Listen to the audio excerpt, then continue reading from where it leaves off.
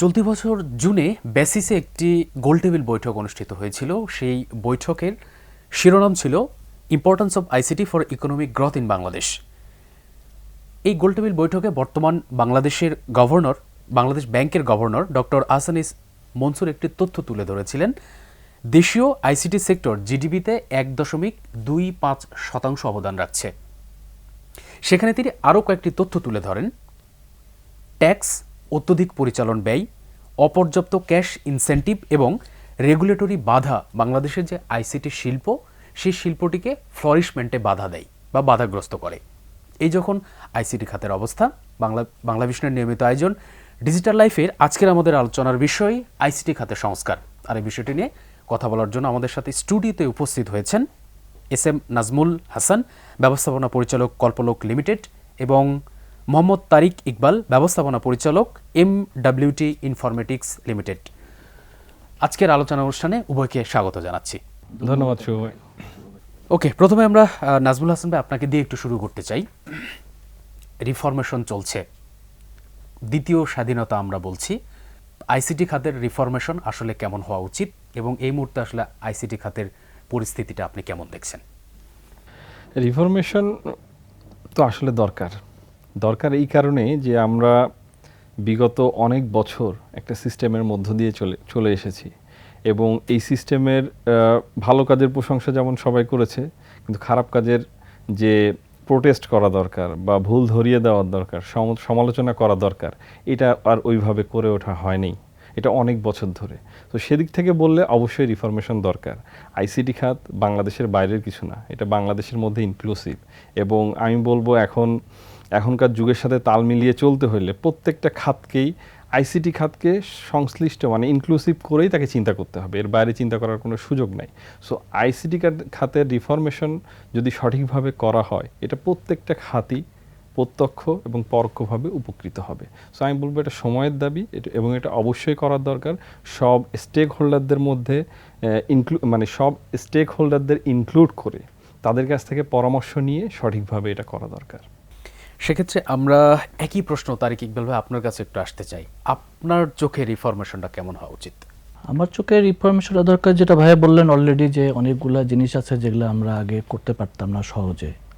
যেটা আমাদের কিছু রেগুলেটরি ইস্যু আছে, কিছু পারমিশন রিলেটেড ইস্যু আছে। অনেক সময় দেখা গেছে যে অনেক কোম্পানি অনেক কিছু করতে চায়, দেখা গেছে যে কিছু পারমিশন রিলেটেড কারণে অনেক সময় করতে পারেনি। অনেক সময় আছে যে আমি ফরেন ইনভেস্টর আনতে পারিনি ঠিকমতো, বিকজ আমাদের ইনফ্রাস্ট্রাকচার সেভাবে রেডি না।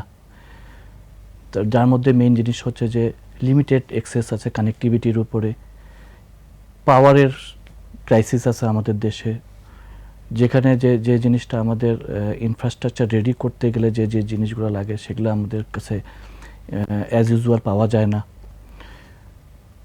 হার্ডওয়্যার কস্ট অনেক সময় দেখা গেছে অনেক বেশি হয়ে যায়, যেখানে এইচএস কোড, বিভিন্ন এইচএস কোডের ডেফিনেশন অনুযায়ী একটা এইচএস কোডের অনুযায়ী প্রাইস ডিফার করে।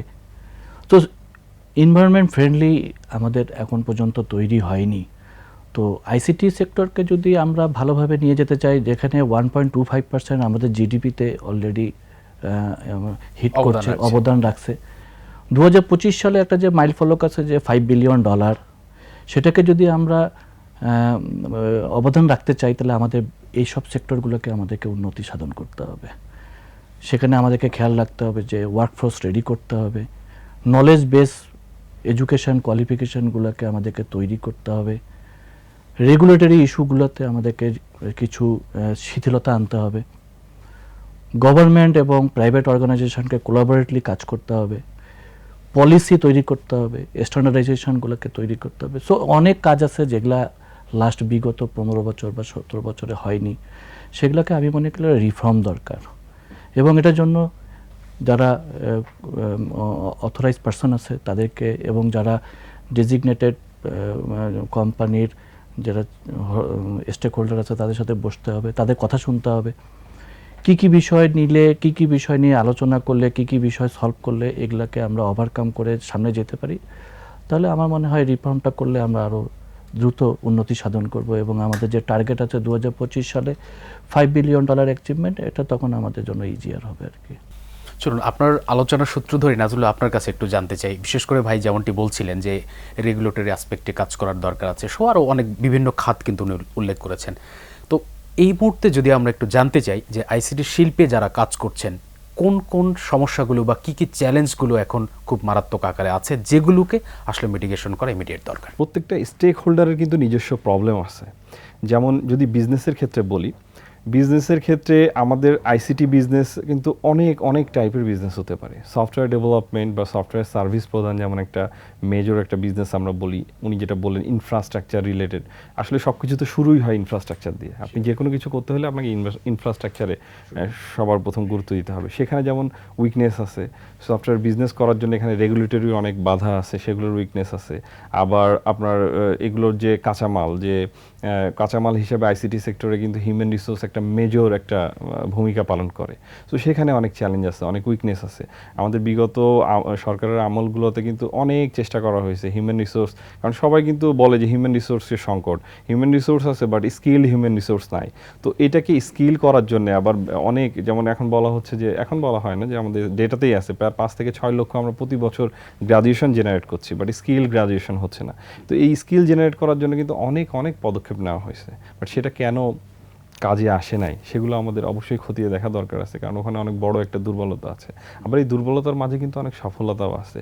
সফলতাগুলো কিভাবে আসছে সেগুলো যদি আমরা বিশ্লেষণ করে রিসার্চ করে ডেটা দিয়ে ওই সেম জিনিস যদি আবার রিপিট করি, তো সেগুলো আমরা করতে পারবো। ইন্ডাস্ট্রি একাডেমিয়ার কথা আমরা সবসময় বলি, কিন্তু সবসময় বলার পরেও কেন এই জিনিস ঠিকমতো অ্যাডপ্ট করা হচ্ছে না? কেন হচ্ছে না? এত এত ইউনিভার্সিটি, আমাদের প্রাইভেট ইউনিভার্সিটি, পাবলিক ইউনিভার্সিটি, এখন তো অনেক ইউনিভার্সিটি, তারপরেও কেন আমরা আমাদের মানে স্কিল রিসোর্স কেন জেনারেট করতে পারছি না? তো কী প্রবলেমটা হচ্ছে এটা সঠিকভাবে খতিয়ে দেখা দরকার। আগেও কিন্তু এই জিনিসগুলো একই কথা বলা হয়েছে, অনেকবার বলা হয়েছে এবং খতিয়ে দেখা হয়েছে, উইকনেসগুলোও বের করা হয়েছে, তারপরও কেন আমরা সাকসেসফুল হতে পারছি না? সো এই জিনিসগুলো আসলে চুলচেরা বিশ্লেষণ করা দরকার, অবশ্যই করা দরকার। আমি যদি বলি, আমি যেহেতু সফটওয়্যার ঘরানার লোক, সফটওয়্যারের মধ্যে বলতে গেলে আমরা দেখি যে সফটওয়্যারে আমাদের রেভিনিউগুলো যেটা আসে, একটা হচ্ছে আমাদের টার্গেট মার্কেট হচ্ছে লোকাল মার্কেট, আর একটা হচ্ছে ইন্টারন্যাশনাল মার্কেট। সো এই দুইটার ক্ষেত্রেই আমরা সার্ভিস সাধারণত দুইভাবে দেই, একটা প্রোডাক্টের মাধ্যমে দেই, আর একটা কিছু টাইপের কোম্পানি আছে যাদের নিজস্ব প্রোডাক্ট আছে, আবার কিছু কোম্পানি আছে সার্ভিস সেল করে, আবার কিছু কোম্পানি আছে দুই ধরনেরই তাদের সেবা দেয়, প্রোডাক্টের মাধ্যমেও দেয়, তাদের সার্ভিসের মাধ্যমেও দেয়। আবার কিছু কোম্পানি আছে এই দুই ধরনের প্রোডাক্ট সার্ভিস লোকাল মার্কেটেও দিচ্ছে, বাইরের মার্কেটেও দিচ্ছে। সো প্রত্যেকটা কম্পোনেন্টের কিন্তু স্পেসিফিক চ্যালেঞ্জেস আছে, স্পেসিফিক উইকনেস আছে, স্পেসিফিক স্ট্রেংথও আছে। সো এই জিনিসগুলো আমাদের বের করা দরকার। যেমন আমার ক্ষেত্রে আমি যেটা বলতে পারি যে বাইরের মার্কেটে যখন আমরা কাজ করতে চাই, কান্ট্রি ব্র্যান্ডিং একটা ইস্যু, আমাদের উইকনেস। এটা তো from the very beginning we are carrying through this, but এটা যেমন আমাদের উইকনেস, আবার কিছু কিছু জায়গায় এটার পজিটিভিটিও আছে। পজিটিভিটি কীভাবে আছে যে আমরা কিন্তু অনেক চিপে লেবার সাপ্লাই করতে পারি। চিপে কিন্তু আমরা চিপ লেবার সাপ্লাই করি না, আমাদের রেট চিপ, বাট আমাদের লেবার কিন্তু মোটামুটি কোয়ালিফাইড লেবার। বাট এখানে সূক্ষ্ম সূক্ষ্ম কিছু ব্যাপার আছে যে আমরা শুধুমাত্র প্রাইভেটলি না, গভর্নমেন্ট সেক্টর থেকেও আসলে স্কিল ম্যান পাওয়ার তৈরিতে কিন্তু কাজ অনেক আগে থেকেই করা হচ্ছে এবং বিভিন্ন ট্রেনিং ওয়ার্কশপ আমরা কিন্তু দেখে থাকি। আপনার কাছে কি মনে হয় আসলে কেন আমরা স্কিল ম্যান পাওয়ার তৈরি করতে পারছি না? অ্যাকচুয়ালি আপনি জানেন যে আমাদের দেশে প্রত্যেক বছর, যদি আমি ভুল না বলে থাকি, 25,000 কাছাকাছি হতে পার ইয়ার গ্র্যাজুয়েট বের হয়, প্রফেশনাল বের হয় আর কি। এবং আমরা যদি মনে করি যে 2025 সালে যদি $5 বিলিয়ন যদি আমরা জিডিপিতে যদি আমরা অনুদান রাখতে চাই, তাহলে আমাদেরকে 0.37 মিলিয়ন রিসোর্স দরকার আসলে।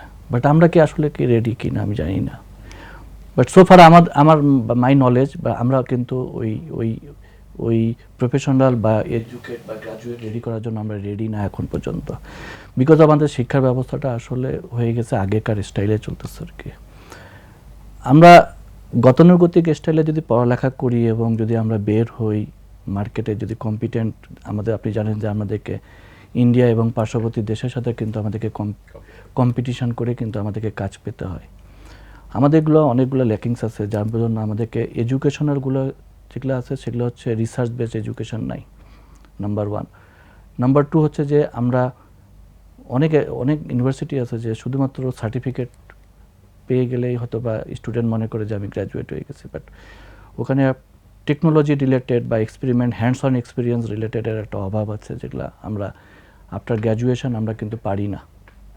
আপনি যেটা বলতে চাচ্ছেন প্র্যাকটিক্যাল নলেজ।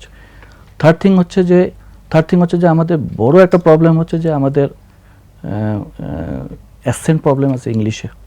যখন আমরা এটা কমপ্লিট করতে যাই বাইরের দেশে বা অন্যান্য দেশের সাথে, তখন আমরা ইংলিশে সেরকম করে আমরা কমিউনিকেটটা যথাযথ হয় না, যার কারণে কাজ পাওয়ার ক্ষেত্রে অন্যদের থেকে আমরা পিছিয়ে থাকি। আপনার কাছে আসবো নাজমুল হাসান ভাই, আপনার কাছে চলে আসি।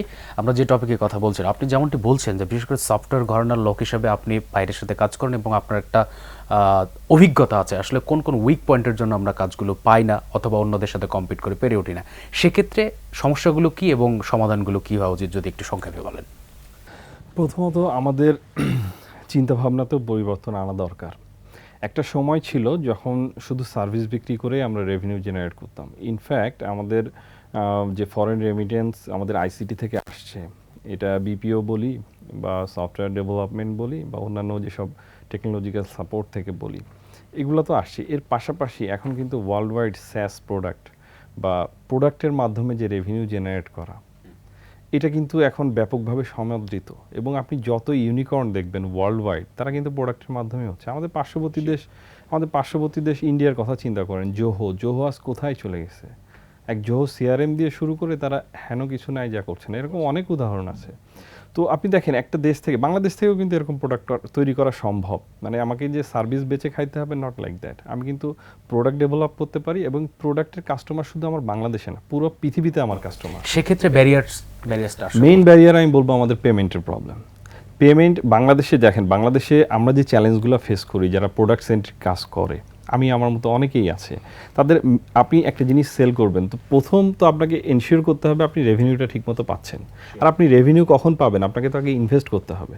আমাদের বাংলাদেশের যারা ব্যবসায়ীরা আছি সফটওয়্যারের দিক দিয়ে আমি বলতে পারি যেটা, যে আমাদের মেইন চ্যালেঞ্জটা আমরা প্রথমে ফেস করি পেমেন্ট করাতে। আপনি লিগ্যাল চ্যানেলে সঠিকভাবে $100 পেমেন্ট করতে চান, আপনাকে অনেক হ্যাসেল পোহাইতে হবে। কেন এই হ্যাসেল আমাকে এখনকার যুগে এসে কেন ফেস করতে হবে? আর যদি ফেসও করতে হয়, আমি বুঝলাম যে আমাকে $100 পে করতে হলে অনেক কৈফিয়ত দিতে হবে, সেটা না তাহলে সমাধানটা আমি শুরুতে না হয় ম্যানেজ করলাম, কিন্তু যখন একটা কোম্পানি $1000 প্রতি মাসে বাইরে থেকে আনছে, তাকেও কেন এই জিনিসটা করতে দেওয়া হচ্ছে না? আমাদের একজনের ইন্ডিভিজুয়াল লিমিট হচ্ছে মাত্র $12,000 বছরে আপনি খরচ করতে পারবেন। এই $12,000 খরচ করে আমাদেরকে চলতে হইতো এতদিন। তো অবভিয়াসলি সবাই যেটা করতো কি, আপনি দেখেন সফটওয়্যার কোম্পানি সবারই ইউএসএতে বা সিঙ্গাপুরে বা কোথাও না কোথাও তাকে একটা এন্টিটি ডেভেলপ করতে হচ্ছে, হয়তো নিজের নামে পাচ্ছে না, অন্য কারো আত্মীয় স্বজন যারা আছে তাদের নামে ডেভেলপ করছে। যেটা কিন্তু একটা বিজনেস বড় হবে কিভাবে? আপনি $1000 লক্ষ ডলার রেমিটেন্স আনবেন, কিন্তু আপনাকে বাইরের দেশে একটা আপনার আত্মীয় স্বজনের নামে কোম্পানি করে সেটার খরচাপাতি আপনাকে হিসাব নিকাশ করতে হচ্ছে। এর কিন্তু প্রপার কোনো সলিউশন নাই। এই সলিউশন তো বাংলাদেশের গভর্নমেন্টকে দিতে হবে, বাংলাদেশ ব্যাংকে এগিয়ে আসতে হবে যে বিজনেসটাই এই টাইপের। আপনাকে বাইরে লেনদেন এলসি খুলে না, যে বড় বড় যেমন ইন্ডাস্ট্রিয়ালিস্টরা যেটা করে, তাদের এলসির মাধ্যমে তাদের কেনা বেচা চলে, কিন্তু সফটওয়্যারের মধ্যে তো এটা হয় না। আমাকে কার্ড দিয়ে সহজে পেমেন্ট করতে দিতে হবে। আমি একটা সফটওয়্যার গ্লোবালি হোস্ট করব, তাহলে এটা সমাধান কি? সমাধান খুব সহজ চ্যানেলে আমি পলিসি লেভেলে নাকি? অবশ্যই পলিসি লেভেলে। যেমন কিছু বাংলাদেশ ব্যাংকের সাথে আমাদের বেসিস সুন্দর একটা সিস্টেম করছে যে আপনি $40,000 থেকে $50,000 বছরে করতে পারবেন, মানে খরচ করতে পারবেন, যেটা কিনা ইন্ডিভিজুয়াল লিমিট $12,000। তো $12,000 থেকে এখন আমরা $40,000 $50,000 গিয়েছি। তো আপনি চিন্তা করেন, একটা কোম্পানি যদি আপনি ধরেন যে $100 আর্ন করতে হলে মিনিমাম $20 তো আপনাকে খরচ করতে হবে, ইনভেস্ট করতে হবে, তাই না? তো যে কোম্পানির কাছ থেকে আপনি যাদের কাছ থেকে আপনি এক্সপেক্ট করছেন যে $5 বিলিয়ন তারা আর্ন করবে, তাকে তো অ্যাটলিস্ট 20%, 5 বিলিয়নের 20% কত হয়? $1.5 বিলিয়ন বা সামথিং লাইক দিস। সো এটা তো আপনাকে বাইরে পাঠানোর ব্যবস্থা করতে হবে, না হলে আমি এটা ডলারটা আনবো কিভাবে? মানে পর্যাপ্ত সুযোগ সুবিধা ইনশিওর করতে হবে। রাইট। আপনি শুধু এক্সপেক্ট করে গেলেন আমি $5 বিলিয়ন আর্ন করে আনবো, তো আমাকে $1.5 বিলিয়ন তো খরচ করার মতো ব্যবস্থা করে দিতে হবে, সেটা আমরা করতে পারি না। আমরা একটু ইনফ্রাস্ট্রাকচার নিয়ে বিশেষ করে কথা বলতে চাই। আপনার কাছে একটু জানতে চাই, বিশেষ করে এখন যেই আইসিটি ইনফ্রাস্ট্রাকচার বাংলাদেশে ডেভেলপ হয়েছে লাস্ট 10 years or 15 years, কি মনে হয় এই ইনফ্রাস্ট্রাকচার দিয়ে আসলে আমাদের যে লক্ষ্যমাত্রাটিকে অর্জন করা সম্ভব কিনা, বা সংস্কার কি দরকার, কি প্রয়োজন? আমাদের যে ইনফ্রাস্ট্রাকচারটা রেডি হয়ে আছে আর কি, আসলে সেই ইনফ্রাস্ট্রাকচারগুলো আসলে স্ক্যাটার ওয়েতে আছে আর কি, রাইট? কোনো স্ট্যান্ডার্ডভাবে করা নাই আর কি, because of due to respect যে আসলে বাংলাদেশে কোনো গাইডলাইন নাই ইনফ্রাস্ট্রাকচার রেডিনেস করতে গেলে কী কী করতে হবে আর কি। সো আমাদের যখনই প্রয়োজন হচ্ছে যে আমরা একটা ইনফ্রাস্ট্রাকচার রেডি করব, আমরা আমাদের মতো করে করছি, সেই অনুযায়ী ফ্যাসিলিটিসগুলো আমরা দিতে পারছি না। তো ইনফ্রাস্ট্রাকচার রেডিনেস করার জন্য আমি মনে করি প্রথমত বাংলাদেশ সরকারকে একটা গাইডলাইন করা দরকার, স্ট্যান্ডার্ড গাইডলাইন দরকার। অবশ্যই এটা বেসিস, এটা নিয়ে কাজও করতেছে। আমরা লাস্ট কাপল অফ টাইমস আমরা বসছিলাম এটা নিয়ে। সো আমরা সামনে এটা নিয়ে কাজও করব, পলিসি রিলেটেড কাজ করব। একটা ইনফ্রাস্ট্রাকচার রেডি করতে গেলে কি কি কমপ্লায়েন্স মেনটেন করতে হবে সেগুলো করতে হবে। বিকজ অফ বিদেশি কোম্পানি যখন বাংলাদেশে আসবে তখন কিন্তু ওরা কমপ্লায়েন্স ছাড়া কিন্তু তারা কোনো প্রকারে ইনভেস্ট করে না। তো যখনই আমাদের কমপ্লায়েন্স নিয়ে তারা মোর কেয়ারফুল। সো আমাদের ইনফ্রাস্ট্রাকচারটা হচ্ছে কি, আমাদের সেই ফ্যাসিলিটিসগুলো আমরা এনশিওর করতে পারি না লোকালি।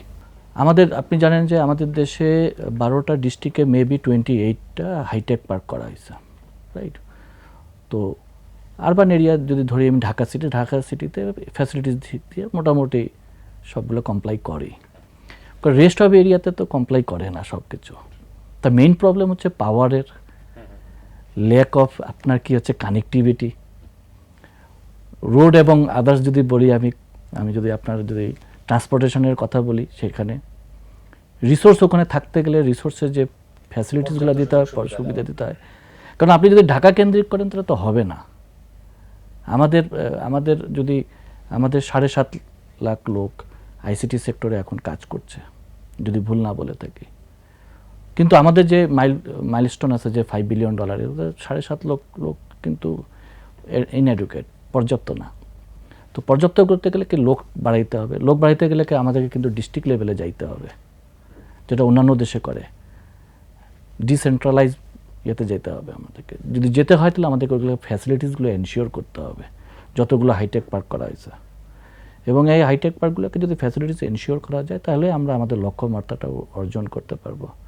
অ্যাজ ওয়েল অ্যাজ রিসোর্সের আপনার নলেজ বেসড প্রফেশনালিজম, যে সার্টিফিকেশন যেগুলো স্টাডি করতে হবে। বিদেশি টেকনোলজিটা আমরা অনেক পরে পাই, এটা অ্যাডপশনের ব্যাপার আছে। বাংলাদেশের সব জায়গায় এখন 5G যায়নি। 5G না হলে আপনি IoT, স্মার্ট সিটি বা XYZ আপনি যাই বলেন না কেন, আপনি যদি সেই স্পিড, ইন্টারনেট স্পিড যদি আপনি না পান তাহলে তো আপনি আপনার লক্ষ্যমাত্রা পৌঁছাতে পারবেন না। বাংলাদেশের যে অবকাঠামো বা যে পরিবেশ বা বিজনেস এনভায়রনমেন্ট যেটাই বলি, এই এনভায়রনমেন্ট আসলে বিদেশি ইনভেস্টের এটা অনুকূলে কিনা বা কতটুকু হচ্ছে বা ভবিষ্যৎ সম্ভাবনা আপনি কি দেখেন? এই মুহূর্তের যদি কথা বলেন, ব্যবসায়ীরা তো সাধারণত একটু স্থিতিশীলতা অবস্থা পছন্দ করে। সো এই মুহূর্তের যে অবস্থা, এটা আমি বিশ্বাস করি এটা তো আর লম্বা সময়ের জন্য না, এই সময় কেটে যাবে। সো আমরা কথা বলতে পারি যে এখনকার বাংলাদেশে বা পরবর্তী বাংলাদেশে ইনভেস্টমেন্ট আসবে কিনা। আমি মনে করি এটা পজিটিভ, অবশ্যই আসা উচিত। আমাদের এটা যে কোনো সময়ের জন্য অবশ্যই ইনভেস্টমেন্ট আসা উচিত।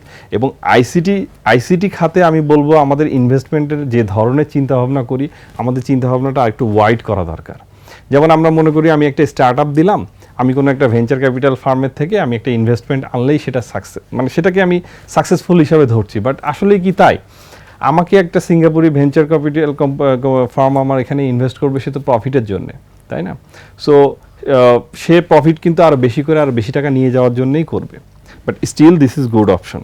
এছাড়াও আরও অনেক অপশন আছে। যেমন আমরা দেখি যে অনেক বড় বড় কোম্পানি, গুগল বলি, অ্যামাজন বলি, বা এরকম আরও অনেক কোম্পানি পার্শ্ববর্তী দেশে কিন্তু তাদের সেন্টার খুলছে, তাদের ডেভেলপমেন্ট সেন্টার, তাদের প্রোডাকশন সেন্টার, বা অনেক আইওটি রিলেটেড বা অনেক ইন্ডাস্ট্রি, বড় বড় যে আইটি ইন্ডাস্ট্রি, মানে ল্যাপটপ, মোবাইল, বিভিন্ন কারখানা, অবশ্য বাংলাদেশেও হয়েছে এখন অনেক কিছু। এই ধরনের ইনভেস্টমেন্ট বেশি বেশি করে আকর্ষণ, মানে তাদের জন্য আকর্ষণীয় স্কিম দেওয়া দরকার, যাতে তারা এখানে ইনভেস্ট করতে আগ্রহী হয়। এটাতে কিন্তু অনেক ধরনের সুযোগ আছে। কারণ যেই সার্ভিসটা আপনি বিদেশ থেকে নিচ্ছেন, ওই সার্ভিস কিন্তু সব সার্ভিসগুলো, মানে এখন আইটি ক্ষেত্রে যেটা হয়, সব সার্ভিস আপনি চাইলেও দেশে প্রডিউস করতে পারবেন না। বাট আপনি পলিসি চেঞ্জ করে এমন কাজ করতে পারবেন যে আপনি বাইরের দেশের সার্ভিসই ইউজ করবেন, দেশে বসে ইউজ করবেন, কিন্তু আপনার তাতে অনেক লাভ হবে। তারেক ইকবাল ভাই, আপনার কাছে আসি, পাবলিক প্রাইভেট পার্টনারশিপ দরকার কেন? অবশ্যই দরকার, পাবলিক পার্টনারশিপ দরকার। ইনকারেজিং সে আমরা পাবলিক প্রাইভেট পার্টনারশিপে যেতে হলে যে কোম্পানির সাথে গভর্নমেন্টের একটা কোলাবোরেশনলি কাজ করা যাবে, ম্যানেজ সার্ভিসগুলোকে ইজিলি এনহ্যান্স করা যাবে, রিসোর্সগুলোকে থার্ড পার্টি হোক বা নিজের রিসোর্সগুলোকে শেয়ারিং মোডে কাজ করানো যাবে। সো এই লটস অফ ফ্যাসিলিটিস আছে, যেটা আমরা যদি পিপিতে যাই যদি আমরা, ঠিক আছে, যার জন্য আমাদের পলিসি রেগুলেটরি এনভায়রনমেন্টগুলো যদি সেভাবে রেডি করা যায়, তাহলে কী হবে যে আমরা প্রাইভেট অর্গানাইজেশন এবং গভর্নমেন্ট অর্গানাইজেশন যখন আমরা পাবলিক পার্টনারশিপ এতে যাব, তখন আমরা কিন্তু কোলাবোরেশনলি কাজ করতে পারবো, শেয়ার মোডে কাজ করতে পারবো, রিসোর্স শেয়ারিং হবে, রেভিনিউ শেয়ারিং হবে। আমরা যদি একটা কথা বলি, পাঠাও আছে, তারপর সপাপ, আমরা যদি বলি যে বাংলাদেশ রেলওয়ে সহজ, অনেকে কিন্তু কাজ করতেছে, আপনার কোলাবোরেশন মোডে কাজ করতেছে গভর্নমেন্টের সাথে, ঠিক আছে। তো গভর্নমেন্টকেও এখানে এগিয়ে আসতে হবে যে এই এই এই এই অপরচুনিটিগুলোকে আমাদের পাবলিক সেক্টরে এই অপরচুনিটিগুলোকে দিতে হবে। দিতে গেলে হবে কি, আমাদের কস্ট অপটিমাইজেশনটা হবে এবং রিসোর্সগুলোকে মাল্টিপল টাস্কিংয়ে আমরা ডিভাইড করে কাজ করানো সম্ভব হবে। সো এটা আমি মনে করি এটাই দরকার বাংলাদেশে। সো এটা যত দ্রুত করা সম্ভব তত ভালো হবে। বাট এটা লাস্ট গভর্নমেন্ট সবগুলোতে এরকম অপরচুনিটি করার সুযোগ আসে নাই, হয়তো বা সামনে আসবে। বাট আমাদের দিক থেকে জোর দাবি থাকবে যে এই কোলাবোরেশনলি কাজ করার জন্য যে এনভায়রনমেন্টটা রেডি করা দরকার, সেটা রেডিটা খুব জরুরি এবং আশু প্রয়োজন আমাদের। পাবলিক প্রাইভেট পার্টনারশিপ পলিসিগুলো এমনভাবে ডেভেলপ করতে হবে যেন ছোট ছোট কোম্পানিগুলো যেমন এর সুফল ভোগ করতে পারে। মানে পাবলিক প্রাইভেট পার্টনারশিপ অ্যাকচুয়ালি তো হয়, গভর্নমেন্ট কেন পার্টনারশিপে আসে প্রাইভেটের সাথে, কারণ সুফলটা অ্যাকচুয়ালি ঘরে যাবে জনগণের। সো শুধু জনগণের ঘরে সুফলটা তখনই যায় না যখন এখান থেকে কোনো একটা ইন্টারেস্ট জেনারেট হয়। সো আপনি যখন মনোপলির ব্যবস্থা, যেটা আপনি বলছিলেন, মনোপলি ব্যবস্থার সুযোগ তৈরি করে দিবেন পিপিপির মধ্যে, এই পাবলিক প্রাইভেট পার্টনারশিপের মধ্যে, তখন এই সুফলটা জনগণের ঘরে যাবে না। সো এটা এই বাধাটা ভাঙার একটাই উপায়, আপনাকে এসএমইদেরকে এই পাবলিক প্রাইভেট পার্টনারশিপের আন্ডারে আনতে হবে। রাইট, এখানে কম্পিটিশন যথাযথ তৈরি করতে হবে এবং সুযোগটা ওয়াইড করে দিতে হবে, সবাইকে খেলার সমভাবে সুযোগ দিতে হবে। আমরা সেটি প্রত্যাশা করছি। আমরা একটু পরবর্তী প্রশ্নে যেতে চাই। নাজরুল, আপনার কাছে জানতে চাই, বিশেষ করে একটা পেমেন্ট ইস্যু নিয়ে কথা হচ্ছিল, কি সমস্যা ফেস করছেন এবং সমাধান কি? পেমেন্ট ইস্যু আমি যদি বলি যে আমরা যে আমাদের টার্গেটের কথা বলি $5 বিলিয়ন, এটা আসলে প্র্যাকটিক্যাল কোনো টার্গেট না। টার্গেটটা রিভাইজ করা দরকার অবশ্যই। যেমন এখন হয়তো আমরা 1.5 বিলিয়ন বা সামথিং লাইক দিস আমরা আর্ন করি। সো অবশ্যই এই টার্গেটটা রিভাইজ করে নতুন, মানে যেটা অ্যাচিভেবল এমন একটা টার্গেট সেট করা উচিত। বাট একটা জিনিস আমরা ভুলে যাই, যখন আমরা এই 1.5 বিলিয়ন বা $5 বিলিয়ন রেমিটেন্সের টার্গেট করি আইটি খাত থেকে, তখন আমরা ভুলে যাই ইনভেস্টমেন্টের কথা। আপনি যে $5 বিলিয়ন আর্ন করবেন, তো এই আর্ন করতে হলে তো আপনাকে খরচ করতে হবে। যে কোনো জিনিস আপনি আর্ন করতে হলে অবশ্যই আপনাকে ইনভেস্ট করতে হবে। সো আমরা বাইরে থেকে শুধু বিলিয়ন ডলার আনার কথাই চিন্তা করি। এই ডলারগুলো আনতে গেলে যে আমাকে আরও কিছু ডলার খরচ করতে হবে সেটার কথা চিন্তা করি না। যেমন আমাদের মতো উদ্যোক্তারা, আমরা ধরেন $1 লক্ষ আমি বাইরে থেকে আনছি, আমাকে তো $20,000 খরচ করতে দিতে হবে। আমি খরচ করতে পারি না। $100 আমি সরাসরি পাঠাতে পারি, যেটা আগে কিছুক্ষণ আগে বলছিলাম যে আমাদের পার্সোনাল লিমিট নিয়ে কাজ করতে হইতো। গভর্নমেন্ট পলিসি করে দিয়েছে যে $12,000 বেশি একজন আপনি খরচ করতে পারবেন না। সো এটা হচ্ছে পার্সোনাল লেভেলে। বাট ওই পার্সোনাল লেভেলের খরচ দিয়েই আমরা এতদিন চলে আসছি। সম্প্রতি বা কিছু বছর আগে বেসিসের মধ্যে মানে সহায়তায় যেটা গভর্নমেন্ট করছে, এখন 40,000 বা 50,000 বা আরও কিছু বেশি ডলার আমরা খরচ করতে পারছি। বাট এটার জন্য অনেক হ্যাসেল। প্রত্যেক $8,000 জন্য আপনাকে অডিট রিপোর্ট পাস করাইতে হয়। সো এইভাবে তো ব্যবসা চলতে পারে না। আপনি বিলিয়ন ডলার আর্ন করবেন, অথচ আপনি বিলিয়ন ডলার খরচ করতে দিবেন না, সেটা তো হতে পারে না। কারণ গভর্নমেন্ট এটা কেন করছে আমাদের আগে দেখতে হবে, গভর্নমেন্ট কেন এই রেস্ট্রিকশনগুলো ইম্পোজ করেছে। রেস্ট্রিকশন ইম্পোজ করা হয়েছে টাকা পাচার রোধ করার জন্য, কিন্তু টাকা পাচার রোধ কি আমরা থামাইতে পারছি? আমাদের তো লক্ষ লক্ষ কোটি ডলার পাচার হয়ে যাচ্ছে। সো লাভটা কি? আসল লাভটা তো আমাদের ঘরে আসছে না। কিন্তু আপনি যদি ডলারটা আমাকে সঠিক চ্যানেলে পারচেস করার সুবিধাটা দেন, বিদেশ থেকে সার্ভিস পারচেস করার, সেক্ষেত্রে কিন্তু সেটা জবাবদিহিতা থাকবে। আপনি চাইলেই অডিট করতে পারবেন যে এই কোম্পানি এত $1,000 কী খাতে ব্যয় করলো। পেমেন্ট গেটওয়ের যে very basic problem, swift transfer, সুইফটের মাধ্যমে আমি টাকা যেমন আনতে পারছি, আমাকে অ্যাজ ইন ব্যবসায়ী আমাকে এই টাকা পাঠানোর ব্যবস্থা করে দিতে হবে। আদারওয়াইজ এইসব অকল্পনীয়, মানে অবাস্তব টার্গেট আসলে অ্যাচিভ হবে না। অবশ্যই সেটাকে রিভাইজের প্রয়োজন আছে। অবশ্যই প্রয়োজন আছে। আমাকে টাকা খরচ করতে দিতে হবে দেশের বাইরে। দেশের বাইরে টাকা খরচ করতে না দিলে আমি কখনোই টাকা আর্ন করে নিয়ে আসতে পারবো না। তারেক ইকবাল ভাই, কি বলবেন, বেসিসের এই ক্ষেত্রে ভূমিকা কি? বেসিস এই ক্ষেত্রে আগেও কাজ করছে, এখনও কাজ করতেছে। গভর্নমেন্টের সাথে তারা এটা নিয়ে পলিসিগতভাবে কিভাবে এটাকে অল্প সময় এবং কিভাবে রিজলভ করা যায় এটা নিয়েও কাজ করতেছে। বাট এখনও আউটকাম আমরা সেভাবে দেখতে পারিনি, প্রত্যাশিত আউটকাম পাইনি। খুব সম্ভবত রেগুলেটরি কিছু ইস্যু থাকতে পারে ইন্টারনাল, যেটা আমরা জানি না। বাট এটা যদি ইন্টারনাল রেগুলেটরি ইস্যুগুলো যদি ফোকাস না হয়, তাহলে কিন্তু পাবলিক বা আমরা যারা ছোট এন্টারপ্রেনার আছি তারাও আমরা জানবো না বা বুঝবো না। তো এটা নিয়ে আসলে বেসিসকে আরও এমফাসাইজ ওয়েতে কাজ করতে হবে, গভর্নমেন্টকে বারবার পুশ করতে হবে এই বিষয়গুলোতে। এক্স্যাক্টলি সেম প্রশ্ন নাজমুল হাসান ভাই, আপনার কাছে বেসিসের ভূমিকা কি? বেসিসের ভূমিকা আমি বলবো, বেসিসে তো ভালো নির্বাচন হয়, প্রথমত ভালোভাবে ইলেক্টেড হয়ে বেসিসে ইসি বোর্ড গঠন হয়, তারা আসে অনেক আশা নিয়ে, বাট মাঝপথে কোথায় যেন খেয়ে হারায় ফেলে। এটা যে কেন হয় এটা আসলে বের করা দরকার। কারণ বেসিস তো আসলে আমাদের বেসিস হচ্ছে একটা ট্রেড বডি। আমরা যারা ব্যবসা করি, সফটওয়্যার রিলেটেড বা আইটি রিলেটেড ব্যবসা করি, তাদের ফেস অ্যান্ড এয়ার হচ্ছে বেসিস। আমরা বেসিসের মাধ্যমে কথা বলি, বেসিসের মাধ্যমেই গভর্নমেন্টের কাছ থেকে কথা শুনি। সো বেসিসের ভূমিকা বলতে গেলে এখানে ব্যাপক ভূমিকা। বেসিসকে যথাযথভাবে তার যত ধরনের স্টেক হোল্ডার আছে, বিশেষ করে তার যত মেম্বার কোম্পানিজ আছে, তাদের কাছ থেকে তাদের প্রবলেমগুলো শুনতে হবে। বেসিস জানে এগুলো ওয়েল নোন প্রবলেম। আমরা যত প্রবলেম নিয়েই কথা বলি না কেন, বেসিস কিন্তু সবই জানে। সো এই বেসিসের আমরা যদি আগেকার যদি জেনে থাকে তাহলে আপনার কাছে কি মনে হয় সমস্যাটা কোথায়? ইমপ্লিমেন্টেশন কেন করতে পারছে না? এটা কি আসলে তাদের নেগলিজেন্সি, নাকি আসলে গভর্নমেন্টের সাথে কোনো টাই আপ হচ্ছে না? সমস্যাটা কোথায়? আসলে প্রবলেম তো আসলে অনেক প্রবলেম, এক একটা প্রবলেমের সলিউশন না হওয়ার কারণ এক একটা। সো এই পেমেন্ট রিলেটেড ইস্যুর কথা যদি আমি বলি, এটা তো বেসিসের দোষ নয়, বেসিস তো সবসময় এটা রিজলভ করার চেষ্টা করছে, এবং আমরা যে সুবিধাটা পাচ্ছি এটা বেসিসের চেষ্টার কারণেই পাচ্ছি। বাট এটা একেবারে সলভ হচ্ছে না কেন? এটা গভর্নমেন্টের পলিসির জন্য হচ্ছে না। সো এই পলিসির জন্য বেসিসকে আরও বেশি দৌড়াইতে হবে, এবং এখনই আমি মনে করি রাইট টাইম যে আমরা যদি রিফর্ম করতে চাই, যেহেতু রিফর্মের কথা অনেকভাবে আসছে, সো এই পেমেন্ট সিস্টেমও রিফর্ম করা দরকার। কারণ আমরা যে খাতের লোক, এই খাতের লোকদেরকে বাইরের দেশে পেমেন্ট করতে দিতে হবে। এখানে আমাকে বাংলাদেশের যে কোম্পানি আছে, এটা একটা ব্রাঞ্চ অফিস সহজ শর্তে বাইরের দেশে খুলতে দিতে হবে, খুব সহজে যেন আমি অপারেট করতে পারি, মানে রিয়েলি যেন গ্লোবাল হতে পারি। যেটা বলছিলাম, খুব সহজেই কিন্তু বিলিয়ন বিলিয়ন ডলার একটা কোম্পানি আর্ন করতে হবে, সেই ধরনের পলিসি আমাদেরকে নিতে হবে। বাংলাদেশে কিন্তু এখন অনেক অনেক সম্ভাবনাময় কোম্পানি তৈরি হচ্ছে, তারা দেশে বসে বিদেশে অনেক প্রোডাক্ট, অনেক সার্ভিস সেল করতেছে। সো এগুলো যদি বসে গভর্নমেন্ট যদি শোনে আমাদের বেসিসের কাছ থেকে ঠিকমতো, এবং রিয়েলি এটা সলভ করার ভূমিকা নিয়ে আগায়, আমি বলবো this is very high time, this is very right time. এখনই এটা করার সময়, এবং এটা জোরে সোরে করা উচিত। আমি মনে করি এটা আমাদের জন্য অনেক অনেক ভালো কিছু হবে। হয়তো গভর্নমেন্টের এখন মাত্র বয়স 1 মাস, আরও 1 মাস 2 মাস যাক, তারপরে আমরা এটা নিয়ে অ্যাপ্রোচ করা যেতে পারে। রাইট। ওকে, তারিক ইকবাল ভাই, আমরা অনুষ্ঠানের একেবারে শেষ মুহূর্তে আছি বা শেষ প্রান্তে। আপনার কাছে একটু জানতে চাই খুব সংক্ষিপ্তভাবে, আসলে এর আগে আমরা দেখেছি গভর্নমেন্ট অনেক বড় বড় ইনিশিয়েটিভ নিয়েছে, বিশেষ করে আইটি খাতে আমরা দেখেছি, আইটি শিল্পে বলি আমরা দেখেছি। অনেক ক্ষেত্রে সেগুলো আশার মুখ দেখে না। আবার কিছু কিছু সময় যে প্রজেক্টগুলো সম্পূর্ণ হয়, সম্পূর্ণ হবার পরে বিভিন্ন ধরনের অভিযোগ চলে আসে। এটা কেন হয়? সমাধানের উপায় কি? কেন হয়?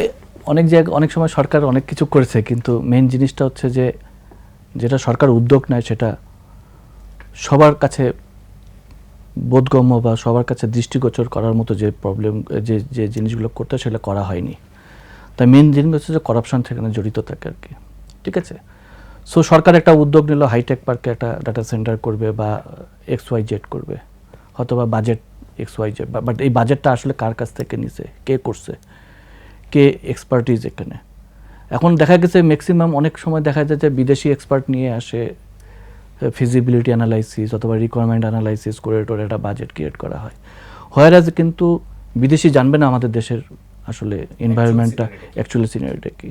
তো সে আমাদের দেশে যদি লোকাল কোনো রিসোর্স যদি থেকে থাকে এটাকে অ্যানালাইসিস করার মতো, বাজেট দেওয়ার মতো, তাহলে আমার মনে হচ্ছে অনেকটা প্রবলেম সলভ হবে। সো আমরা অনুষ্ঠান একেবারে শেষ পর্যায়ে, আপনার কাছে লাস্ট প্রশ্ন, উইদিন 5 ইয়ার্স বাংলাদেশের এই আইসিটি ইন্ডাস্ট্রিকে কোথায় দেখতে চান?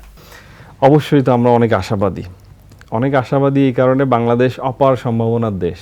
আমাদের দেশের মানুষরা স্বল্প ল্যান্ডে যে পরিমাণ ফসল ফলায় সেটা পুরো বিশ্বে এক্সাম্পল। আমাদের দেশের গার্মেন্টস ব্যবসায়ীরা এত প্রতিকূলতার মাধ্যমে যে গার্মেন্টস ব্যবসার যে জায়গায় নিয়ে গেছে, এটা পুরো বিশ্বে এক্সাম্পল। সো এরকম এক্সাম্পল দেওয়ার মতো অনেক কিছুই আছে, এটা বাঙালির হিস্ট্রিতেই আছে। So as an IT entrepreneur আমি এটা বলতে পারি, আইটিও একটা অনেক সম্ভাবনাময় খাত। সঠিকভাবে নার্চার করা হলে, কিছু পলিসিগত জিনিস যদি আমাদেরকে ঠিক করে দেওয়া হয়, লাইক আমি বলছিলাম পেমেন্ট গেটওয়ের মতো বা এরকম আরও ছোটো ছোটো কিছু জায়গায় যদি একটা রাইট পলিসি গভর্নমেন্ট করে দিতে পারে, আমি বলবো এটা লং রানে আমাদের জন্য অনেক অনেক হেল্পফুল হবে। এবং আমি দেখি আসলে বাংলাদেশ অনেক কিছু করতে পারবে। ভিয়েতনাম করতে পারলে আমরা কেন পারবো না? একই টাইমের দেশ। ভিয়েতনাম যেগুলো করতে পারছে তার থেকে অনেক ভালো জিনিস বাংলাদেশ থেকে করা সম্ভব। বাংলাদেশিরা born fighter, they can do better than those people. Sure. Okay, Tareq Iqbal ভাই, আপনি বাংলাদেশকে উইদিন 5 ইয়ার্স কোথায় দেখতে চান? আমি খুবই অ্যাম্বিশাস লোক। আমি বাংলাদেশকে অনেক দেখতে চাই যে এখন বাংলাদেশের 7.5 লাখ রিসোর্স বিপিও বা XYZ কাজের সাথে জড়িত। সামনে 5 বছরে আমি এই 7.5 লাখটাকে 30 লাখ লোকে দেখতে চাই, এবং এই 30 লাখ লোক বা 30 লাখ লোক যে ওয়ার্কফোর্স যদি কাজ করতে হয়, তাহলে বাংলাদেশ সরকারকে অবশ্যই রেগুলেটরি অ্যান্ড পলিসিগতভাবে যে প্রতিবন্ধকতা আছে এগুলোকে আমাদেরকে রিজলভ করতে হবে, এবং এটা অবশ্যই রিটেন পলিসি থাকতে হবে, যাতে যেন বিদেশি ইনভেস্টর এখানে ইনভেস্ট করতে গেলে কোনো প্রকারের প্রবলেম না পড়ে, তাদের কোনো চিন্তা না থাকে যে আমি ইনভেস্ট করলাম সেটা যেন লস না হয়, তাদের যেন রিটার্ন অফ ইনভেস্টমেন্টের জন্য একটা নিশ্চয়তা থাকে। সো আমি মনে করি এগুলো অনেক কিছুতে আমাদেরকে সরকারকে এবং আমাদের যারা স্টেক হোল্ডার আছে তাদেরকে কাজ করার অনেক কিছু আছে, যদি আমরা আমাদের মাইলস্টোনটা যদি ফুলফিল করতে চাই। আমি একটু অ্যাড করতে চাই করা যাবে? যেমন যদি 5.5 বছরে আগামী 5 বছরে যদি দেখার কথা বলছেন, বাংলাদেশে আমি যেগুলো বলছিলাম তার সাথে আরও অ্যাড করা যায়। বিকাশের মতো কোম্পানি বাংলাদেশে তৈরি হয়েছে। বিকাশের MFS একটা বিশ্বের রোল মডেল। তারা লোকাল কোম্পানি হিসাবে লোকাল পিপলদেরকে সার্ভিস দিচ্ছে। সো আগামী 5 বছরে আমি দেখতে চাই বিকাশের মতো কোম্পানি বাংলাদেশে হবে। They will earn remittance from outside, $1 billion remittance তারা আর্ন করে নিয়ে আসবে বাংলাদেশে। এরকম কোম্পানি আমি দেখতে চাই, এবং আমার বিশ্বাস এরকম কোম্পানি হবে। কিছু পলিসিগত চেঞ্জেস যদি ঠিক করা যায়, বাংলাদেশ থেকে $1 বিলিয়ন কোম্পানি হবে যারা প্রোডাক্ট সেল করবে পুরো বিশ্বে, এবং বিশ্ব থেকে রেমিটেন্স আসবে বাংলাদেশে। এটা পসিবল, ভেরি মাচ পসিবল। আপনাদেরকে উভয়কে ধন্যবাদ আপনাদের মূল্যবান সময় দিয়ে আজকে বাংলাদেশ স্টুডিওতে এসে এই গুরুত্বপূর্ণ বিষয়টা নিয়ে আলোচনা করার জন্য। আপনাকে অনেক ধন্যবাদ। আপনাকেও ধন্যবাদ শুভ ভাই। দর্শক, এতক্ষণ আমরা ICT খাতের সংস্কার নিয়ে কথা বলছিলাম। এই দীর্ঘ আলোচনার মধ্যে অনেক বিষয় উঠে এসেছে, পলিসি থেকে শুরু এবং পেমেন্ট গেটওয়ে পর্যন্ত।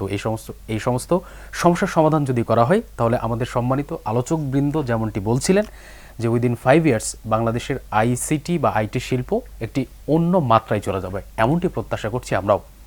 দর্শক, আজকে এ পর্যন্তই। পরবর্তীতে আবারও নতুন কোনো এপিসোড নিয়ে আপনাদের সামনে হাজির হব। সে পর্যন্ত ভালো থাকবেন, সুস্থ থাকবেন। আল্লাহ হাফেজ।